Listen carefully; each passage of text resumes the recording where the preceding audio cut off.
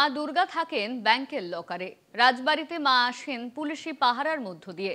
পুজোর 4 দিন জেলা পুলিশের নিরাপত্তায় রাজবাড়িতে পুজো হয়। এভাবেই দুর্গাপুজো হয়ে আসছে পুরুলিয়ার জয়পুরের রাজবাড়িতে। এখানে দুর্গা মায়ের মূর্তি সোনার তৈরি।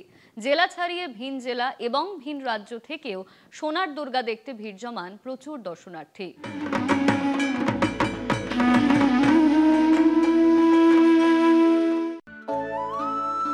পুরুলিয়ার জয়পুরের রাজবাড়ি।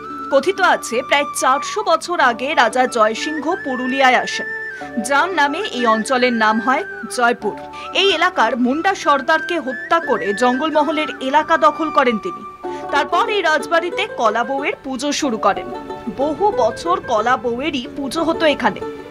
একবার দুর্গাপুজোর দিন আগুন লেগে যায় কলা বউয়ের।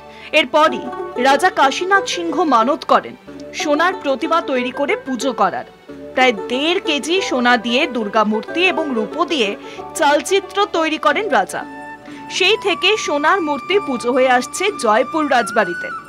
এরপর 1970 সালে ডাকাত হানা দেয় রাজবাড়িতে। তারা সোনার মূর্তির হদিশ না পেয়ে মন্দিরে রাখা সমস্ত অলংকার নিয়ে পালিয়ে যায়। এই ঘটনার পর তৎকালীন জেলা পুলিশের উদ্যোগে পুজোর 4 দিন ছাড়া 361 দিন সোনার দুর্গা মূর্তি ব্যাংকের লকারে রাখার পরামর্শ দেওয়া হয়। এই রীতি আজও চলছে। প্রস্তুতি অন্য বছরের পাড়ায় প্রস্তুতি আছে। অন্য বছর যেমন প্রস্তুতি থাকে সেইভাবেই প্রস্তুতি চলছে মায়ের। এবং আগামী 29 তারিখ সপ্তমী, সেদিন থেকে মায়ের ওপেন হবেন।